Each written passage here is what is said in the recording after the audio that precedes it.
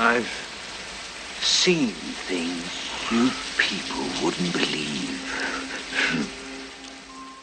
Hellblade, Senua's Sacrifice, is the latest offering from Ninja Theory, best known for Heavenly Sword and Enslaved Odyssey to the West, both of which were excellent games, as well as DMC Devil May Cry, a reboot so underwhelming that Capcom is reportedly working on a proper sequel to the original 4 games, so that everyone can forget DMC ever happened.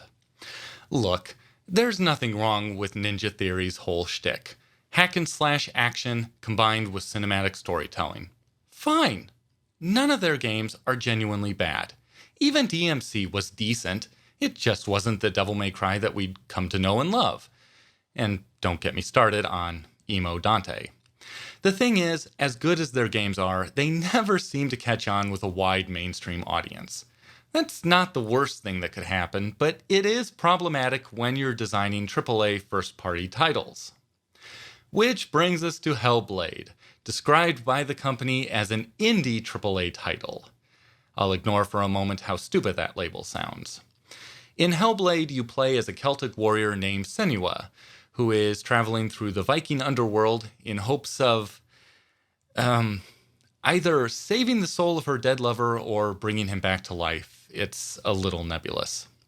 The big selling point, however, is not the story, but the character. Senua suffers from extreme psychosis. In fact, the whole game could be construed as a combination of hallucinations and delusions playing out entirely in her head. Before I continue, let me just apologize for the footage. I originally was not going to review Hellblade. I just thought it sounded like a cool game, so I did not record any of my playthrough. And having played it, I have no intention of playing through it again, so what you're seeing is just the first 15 minutes or so of the game. Good stuff first. The voice acting is incredible, phenomenal. These voice actors really committed, and they really embody their roles.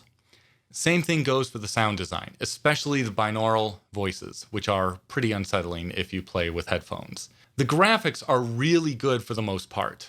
Textures, models, animation, all that is truly AAA. The filter effects that occur throughout the game are another matter. Some are just distracting, but others genuinely make the picture look janky, actually pixelating at some points. I get that the filters are there in service to Senua's delusions, but they really bring down an otherwise beautiful game.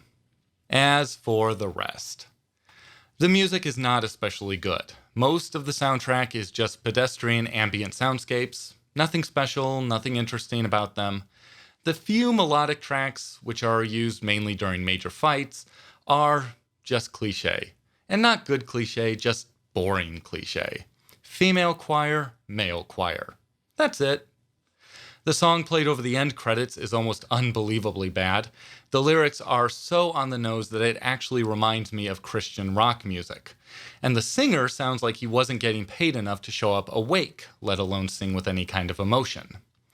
The controls are okay, although I didn't like having L1 being the run button, since walking anywhere is a frustrating experience because Senua's normal speed is just short of walking backwards.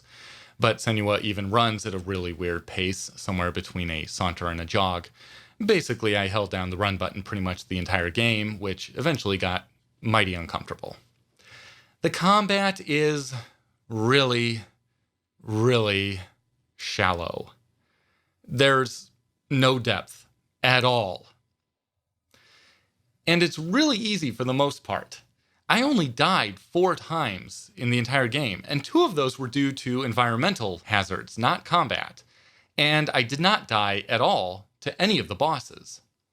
The game attempts to compensate for its ease by sending enemies in groups, but for the most part, this really doesn't do anything except prolong the playtime. And now we come to the story. Look, I get what Ninja Theory was trying to do. But they did not succeed. And that's mainly due to the lack of internal narrative consistency. At one point, the game leads you to believe that Senua's psychosis came about as a result of finding her lover dead after returning from a voluntary exile. Except that earlier, the game makes it clear that she has been suffering from psychosis for a very long time, and that was the reason for her voluntary exile. Later on, the game says that her mother suffered from psychosis as well, which posits a genetic cause for Senua's condition.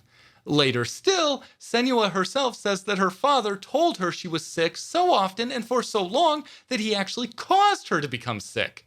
And still later, there is the strong suggestion of domestic abuse at the hands of the father that caused either the mother or Senua or both to become ill. Not to mention the fact that apparently after meeting her lover for the first time, Senua had a period of time with no symptoms. Period. They just went away. I guess love really does conquer all. And then there is the ending, which sends the dangerous message that somebody suffering from psychosis just needs to think positively in order to deal with it. Seriously. Apparently they just need to suck it up and suddenly they will be all better. And pretty nifty with a sword, too. Oh yeah, and the final battle can only be won by letting Senua die. Really. The game tries to explain this away as a case of let it go, let it go. But to me, it did come dangerously close to advocating suicide, and that is not acceptable. Look, I take games as a total package. Is the presentation good? Is the gameplay good? Is the story good? Did I enjoy my time? In only one case can I say yes. The presentation was pretty damn impressive. But the graphics and the voice work are not the game. And Hellblade, as a game, is pretty bad. I am seriously pissed off that I paid $30 for this crap. Crap that did not even last me 6 hours. Hellblade: Senua's Sacrifice is a pass. A strong pass. I suppose maybe if you are suffering from psychosis and want a video game to make you feel good or to empathize with you, I guess play this, maybe. But whatever you do, don't kill yourself in order to feel better about your life. Pomegranate.